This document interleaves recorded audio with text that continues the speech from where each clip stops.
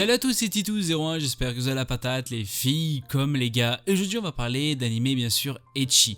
J'espère que ça vous fera bien sûr plaisir, il y aura ecchi et bien sûr romance dedans, il y aura vraiment des deux. Et je pense que ça pourrait faire plaisir à pas mal de personnes.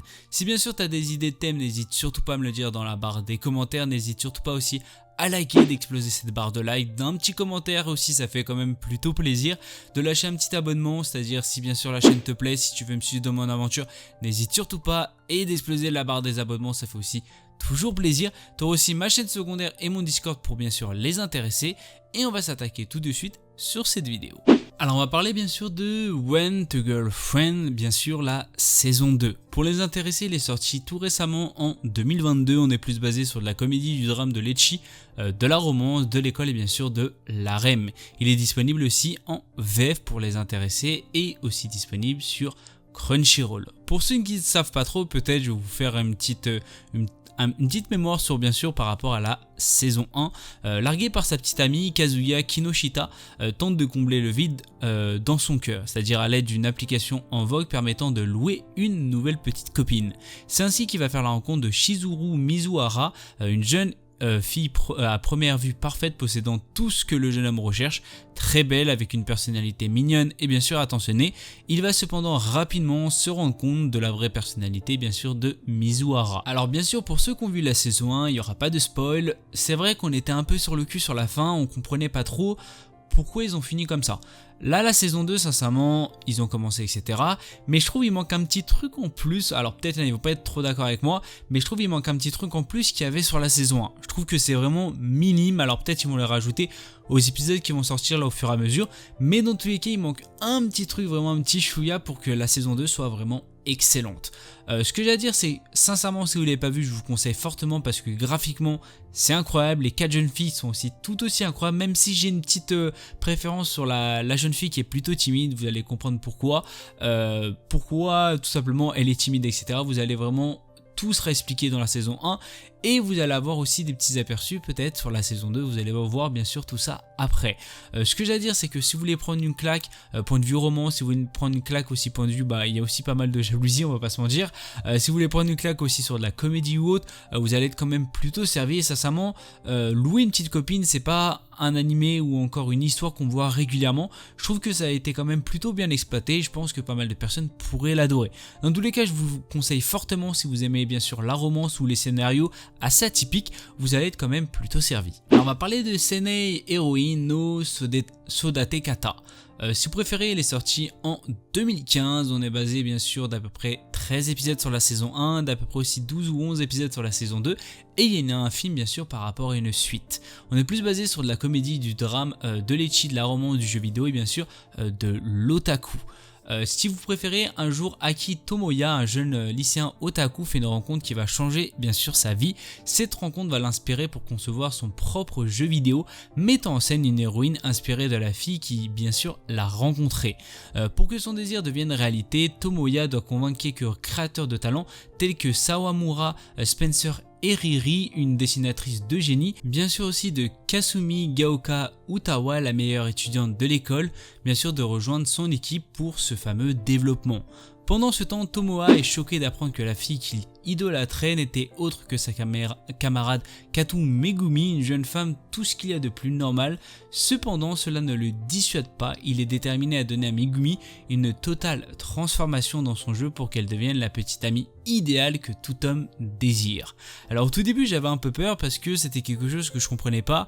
Il voulait faire un espèce de jeu vidéo avec une fille tout simplement dont, on va pas se mentir, je pense qu'il avait certaines préférences avec cette jeune fille, il avait une attirance par rapport à cette jeune fille.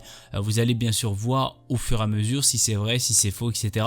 Dans tous les cas, sincèrement, l'anime en lui-même, graphiquement, il était quand même plutôt bien réussi et sincèrement, il m'a énormément attiré l'œil et je voulais tout simplement voir la suite. Au fur et à mesure des épisodes passés, j'ai remarqué un truc, c'est que j'ai vraiment tracé tous les épisodes et j'étais vraiment tellement attiré par la suite de l'histoire que je me suis dit cet animé il est quand même plutôt incroyable et je voulais bien sûr vous le faire partager. Alors il parle quand même de jeux vidéo, peut-être il y a certaines personnes qui adorent les jeux vidéo, il y a aussi, c'est un otaku et tout simplement il a une espèce de rêve on va dire, où tout simplement il voudrait créer un jeu vidéo avec la fille dont je pense qu'il est amoureux. Ce que j'ai à dire, c'est que l'anime en lui-même est vraiment incroyable et le scénario est vraiment extrêmement bien réalisé. Je trouve que pas mal de personnes pourraient adorer cela. Les personnages féminins que vous allez découvrir dans cet animé sont tout aussi importants que des personnages secondaires. Sincèrement, il y a même des personnages secondaires, je ne pensais même pas qu'ils étaient secondaires. Dans tous les cas, je vous conseille fortement, vous allez, je pense, passer mais vraiment un très bon moment. C'est un animé vraiment plutôt chillax, basé aussi bien sûr sur de la romance, de l'ecchi, de jeux vidéo. À des moments j'ai un peu peur qu'il y ait de la REM, mais sincèrement c'est vraiment extrêmement minime. Je pense qu'on est vraiment basé sur une personne et je pense que vous allez comprendre bien sûr quelle est cette personne. Dans tous les cas, je vous conseille fortement, vous allez vraiment pas être déçu du tout. Alors on va parler de Bloodlad. Il est sorti en 2013, on est basé d'à peu près 10 épisodes sur 25 minutes. Il est basé sur de la comédie, de l'ecchi, de la romance, du surnaturel, de l'otaku et bien sûr du vampire. Si vous voulez le voir, il est disponible sur ADN ou encore Wakanim. On va parler de Stacy Vlade qui est tout simplement un vampire pas tout à fait comme les autres. Il est totalement accro à la culture humaine et plus particulièrement à la culture japonaise. Alors que le jour où il apprend qu'une japonaise s'est égarée aux enfers, il se précipite bien sûr à sa rencontre. Malheureusement, la jeune Yanagi Fuyumi meurt peu après leur rencontre et se transforme en fantôme. Stas se jure alors de la ramener à la vie, quelles qu'en soient les conséquences. Le problème, c'est qu'il ne sait absolument pas comment faire. Alors au tout début j'avais un peu peur, comme je vous l'ai dit, je suis pas quelqu'un qui adore tout ce qui est vraiment basé sur les vampires, mais comme actuellement on va pas se mentir, je regarde quand même plutôt pas mal, celui-là m'avait quand même extrêmement intéressé. C'était quand même un anime qui datait quand même de pas mal de temps, c'est-à-dire de 2013, c'est-à-dire bientôt 10 ans, et sincèrement graphiquement j'ai été énormément surpris. Alors j'ai pris une claque, on va pas se mentir, que pour 10 ans en arrière, sincèrement je m'y attendais vraiment pas. Le scénario je le trouve est quand même plutôt incroyable, c'est-à-dire vraiment extrêmement intéressant, c'est quelque chose que tu t'y attends pas aussi forcément. Alors vous allez découvrir vraiment pas mal de personnages qui sont tout aussi importants dans l'histoire.